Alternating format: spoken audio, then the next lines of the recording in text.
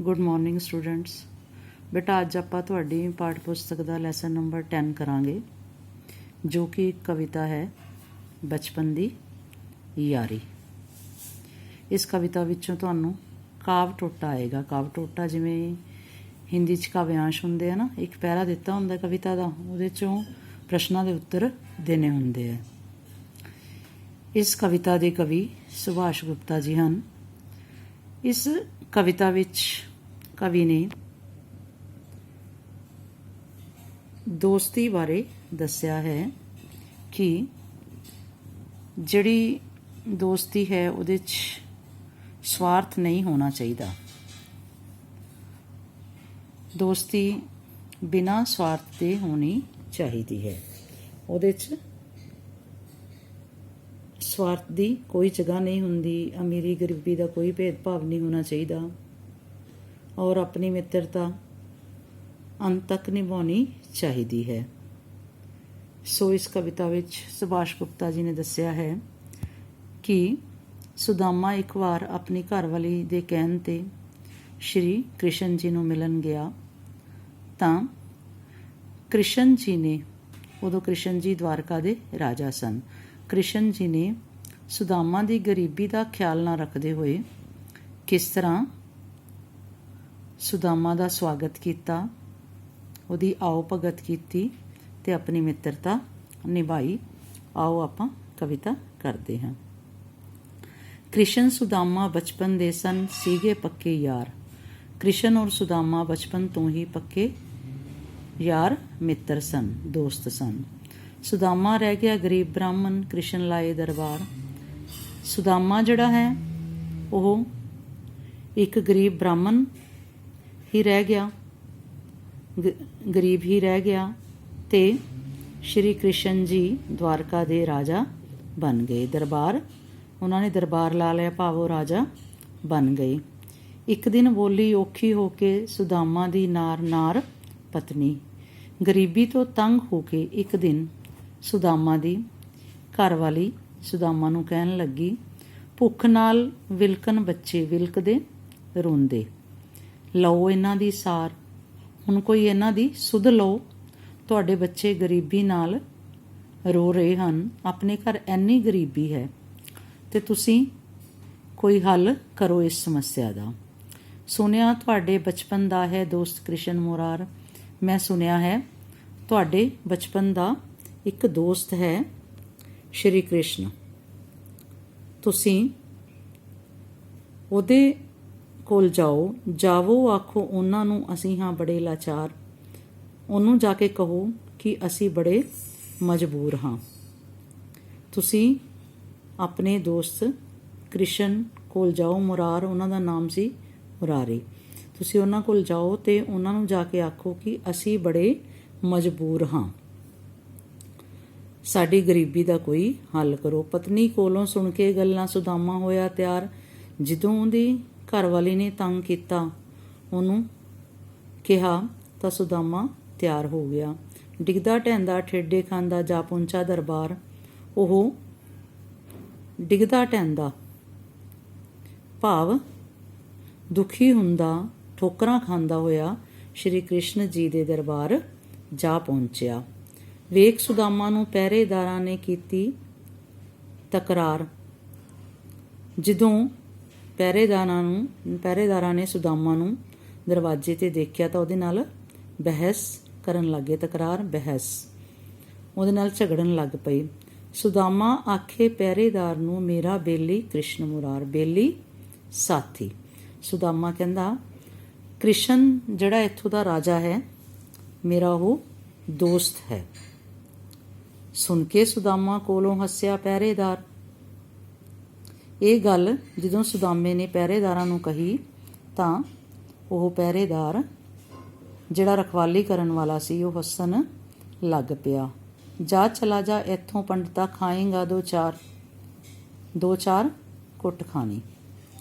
ਕੀ ਕਹਿੰਦਾ, ਪੰਡਤਾ ਬ੍ਰਾਹਮਣਾ ਜਾ ਇੱਥੋਂ ਜਾ, ਨਹੀਂ ਤਾਂ ਸਾਡੇ ਤੋਂ ਕੁੱਟ ਖਾਏਗਾ। ਤੂੰ ਇਹ ਕੀ ਸ਼ਬਦ ਕਹਿ ਰਿਹਾ ਹੈ ਕਿ ਸ਼੍ਰੀ ਕ੍ਰਿਸ਼ਨ ਜੀ ਤੇਰੇ ਦੋਸਤ ਹਨ, ਤੂੰ ਐਡਾ ਗਰੀਬ ਬ੍ਰਾਹਮਣ।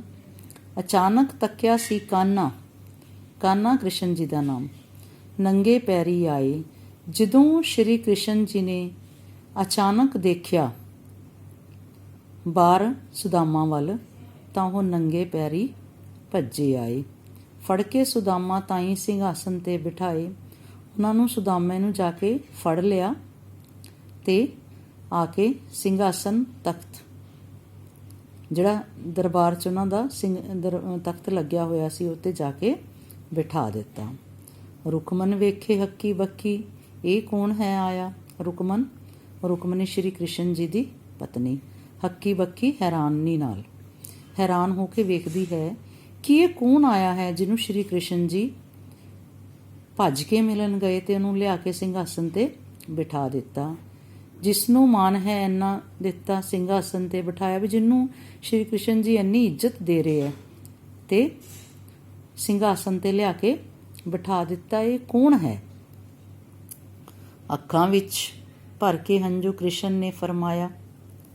ਆਪਣੇ ਅੱਖਾਂ ਵਿੱਚ ਹੰਝੂ ਆਂਸੂ ਭਰ ਕੇ ਕ੍ਰਿਸ਼ਨ ਜੀ ਫਰਮਾਇਆ, ਇਹ ਬਚਪਨ ਦਾ ਯਾਰ ਹੈ ਮੇਰਾ, ਗਰੀਬੀ ਦਾ ਸਤਾਇਆ।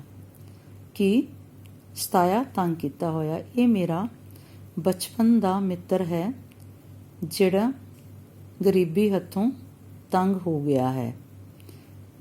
ਕ੍ਰਿਸ਼ਨ ਔਰ ਸੁਦਾਮਾ 'ਚ ਇੰਨਾ ਪਿਆਰ ਸੀ ਕਿ ਸੁਦਾਮਾ ਦੀ ਅਜਿਹੀ ਹਾਲਤ ਦੇਖ ਕੇ ਸ਼੍ਰੀ ਕ੍ਰਿਸ਼ਨ ਜੀ ਦੀਆਂ ਅੱਖਾਂ ਵਿੱਚ ਆਂਸੂ ਆ ਗਏ ਔਰ ਰੋਣ ਲੱਗ ਪਏ ਤੇ ਉਹਨਾਂ ਨੇ ਰੁਕਮਣੀ ਨੂੰ ਦੱਸਿਆ ਕਿ ਮੇਰਾ ਇਹ ਬਚਪਨ ਦਾ ਯਾਰ ਹੈ।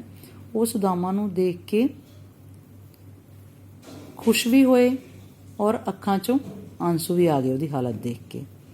ਰੁਕਮਨ ਤੋਂ ਮੰਗਵਾ ਕੇ ਪਾਣੀ ਪੈਰ ਯਾਰ ਦੇ ਧੋਂਦੇ। ਉਹਨਾਂ ਨੇ ਰੁਕਮਣੀ ਤੋਂ ਪਾਣੀ ਮੰਗਵਾਇਆ ਤੇ ਆਪਣੇ ਦੋਸਤ ਦੇ ਪੈਰ ਧੋਤੇ। ਪਾਣੀ ਨਹੀਂ ਸੀ ਸਮਝ ਕੇ ਅੰਮ੍ਰਿਤ ਕਾਨਾ ਮੂੰਹ ਨੂੰ ਲਾਉਂਦੇ। ਜਦੋਂ ਜਿਹੜੇ ਪਾਣੀ ਨਾਲ ਉਹਨਾਂ ਨੇ ਸੁਦਾਮੇ ਦੇ ਪੈਰ ਧੋਤੇ ਉਹਨੂੰ ਅੰਮ੍ਰਿਤ ਸਮਝ ਕੇ ਸ਼੍ਰੀ ਕ੍ਰਿਸ਼ਨ ਜੀ ਨੇ ਉਹ ਪਾਣੀ ਮੂੰਹ ਨੂੰ ਲਾ ਲਿਆ, ਉਹ ਪਾਣੀ ਪੀ ਲਿਆ।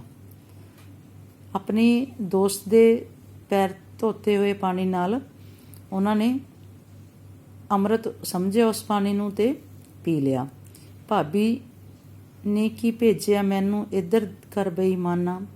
ਉਹਨੂੰ ਸ਼ਰਾਰਤ ਨਾਲ ਕਹਿੰਦੇ ਆ ਕਿ ਹੇ ਬੇਈਮਾਨ, ਐਂ ਤਾਂ ਹੋ ਨਹੀਂ ਸਕਦਾ ਕਿ ਭਾਬੀ ਨੇ ਤੇਰੀ ਘਰ ਵਾਲੀ ਨੇ ਮੇਰੇ ਲਈ ਕੁਛ ਨਾ ਭੇਜਿਆ ਹੋਵੇ। ਤੂੰ ਬੇਈਮਾਨੀ ਕਰੀ ਜਾਂਦਾ, ਲੁਕੋਈ ਜਾਂਦਾ।